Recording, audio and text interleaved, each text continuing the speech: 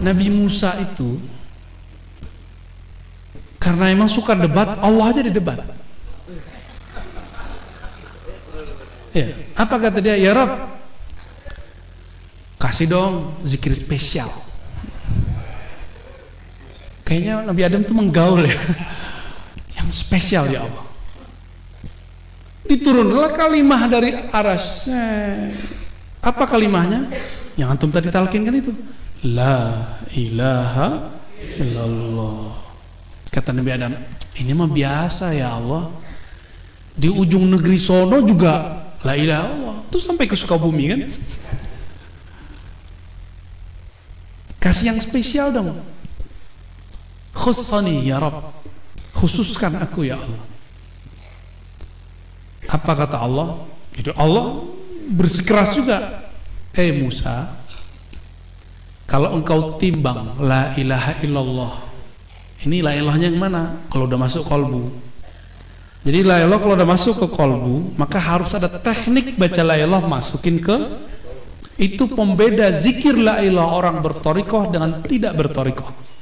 Cara masukin ke itu mahal. Antum mau bayar 1M gak kebayar. 1M itu belum sepenuh langit bumi kan. Ini kalimah ini kalau udah masuk kolbu, ditimbang kolbunya. Kolbunya diambil, ditimbang dengan langit dan bumi. Begini nih, miring langit bumi. Yang berat mana? Mau kata-katanya berat di sisi Allah, mau kalamnya berpengaruh kepada murid, kepada anak, pada kawan, kepada diri sendiri. Bacalah la ilaha illallah. Kenapa memejamkan mata? Memejamkan mata itu adalah ijazah khusus Sayyidina Nabi SAW kepada Sayyidina Ali karramallahu wajhah. Apa kata Nabi? Jadi ternyata Sayyidina Ali ini mengulang kalamnya Nabi Musa.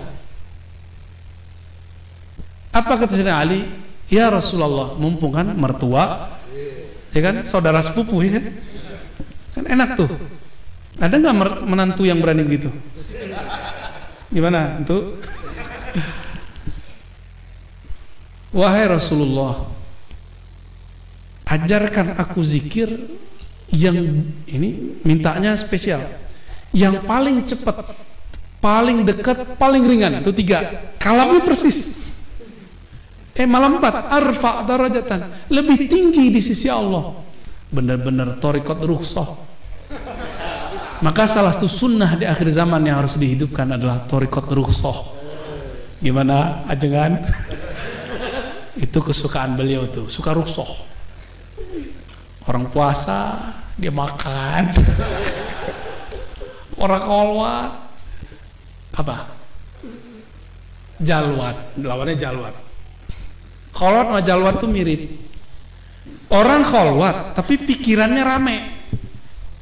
Ada orang jalwat, jalwat itu tempat yang rame, pikirannya ke Allah. Tinggian mana? Jalwat. Kayaknya pengen yang jalwat ya. Jerawatan ntar.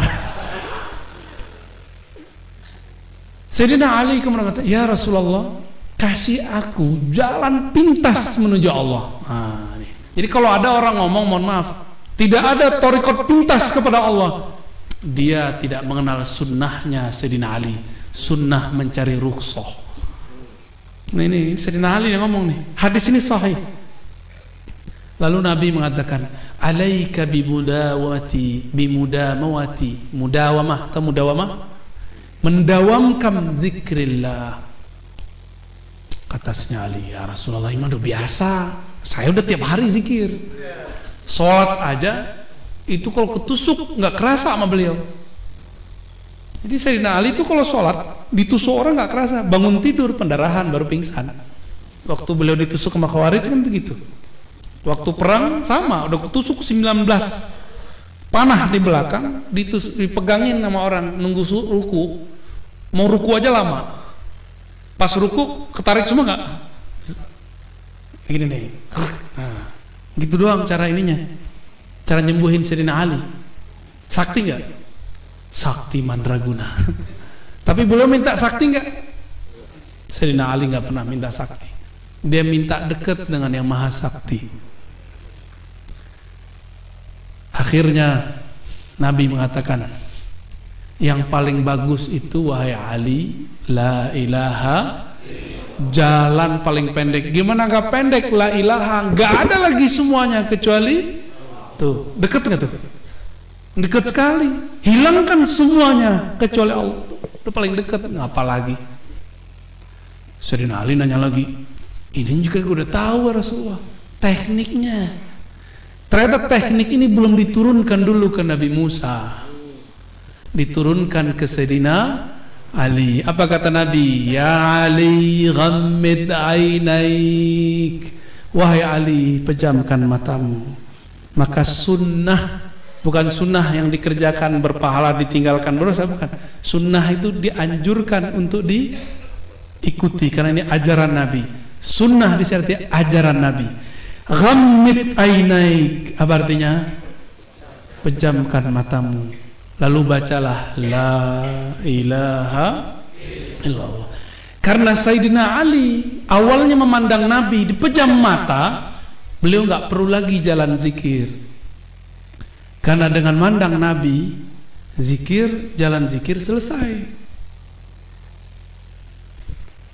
Sampailah kepada masa Sidi Syekh Al-Qutub Rabbani, Abdul Qadir Jilani dan kawannya Abdul Khaliq Al-Jidwani. Ini mereka ini satu Qadiri karena Abdul Qadir Jilani, satu Gujdawani yang melahirkan Naqsyabandiyah. Satu di Uzbek, satu di Baghdad. Mereka ini diilhamkan Allah lewat Nabi yang tidak dikenal dan diingkari kewujudnya oleh orang-orang yang tidak mengenalnya, untuk berzikir dengan memberikan titik-titik di dalam diri. Itu namanya titik khayali, nuqtah khayaliyah, jalan zikir. Apa kata guru kita? Ambil dari pusar, terus kemana, hantam ke qalbu.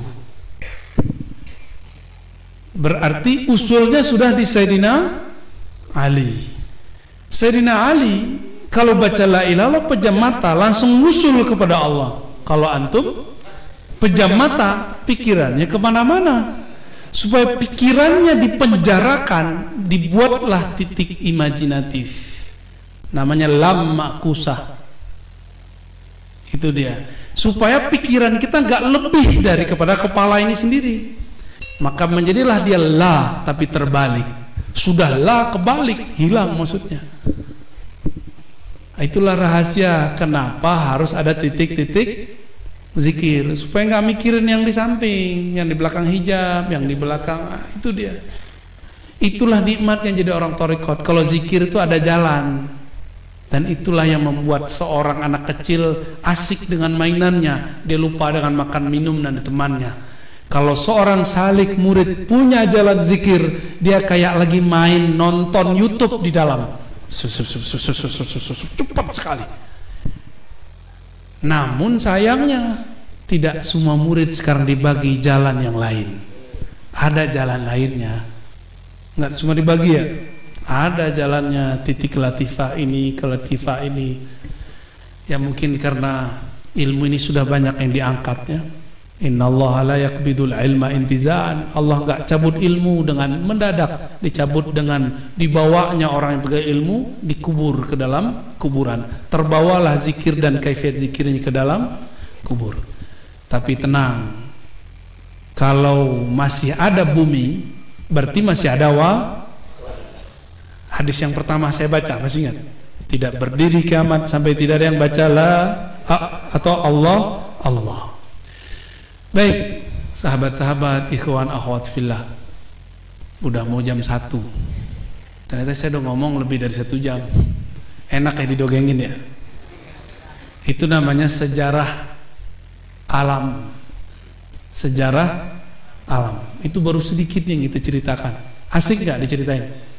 Di situ kita tahu ternyata ahli ma'rifat lebih tinggi daripada ahli. Ternyata zikir kenapa dipejam mata, kenapa ada titik, ada rahasianya semua. Kenapa seorang Nabi Adam bisa dijadikan kiblat sujud para malaikat. karena di dalamnya ada ma'rifah. Apa ma'rifat dia? Ma'rifatul asma. Maka saran saya ke depan, mari hidupkan lagi kitab Sirrul Asrar, karena itu adalah ilmu para aulia. Demikian dari kami, semoga bermanfaat. Udah capek kan dari tadi ya? Zikir terus, zikir kebakar. Ayo salawat Nabi. Allahumma salli ala Sayyidina. Ya Allah, sampaikan salam rindu kami, salam cinta kami kepada baginda Nabi Muhammad sallallahu alaihi wasallam. Semoga pengersa UA tambah tinggi derajatnya di sana. Semoga pengersa UMI dijaga oleh Allah, anak-anaknya, murid-muridnya, santri-santrinya, sahabat-sahabatnya, para muhibbinnya diberkahi oleh Allah Subhanahu wa taala. Al-Fatihah. A'udzubillahi minasyaitonir rajim.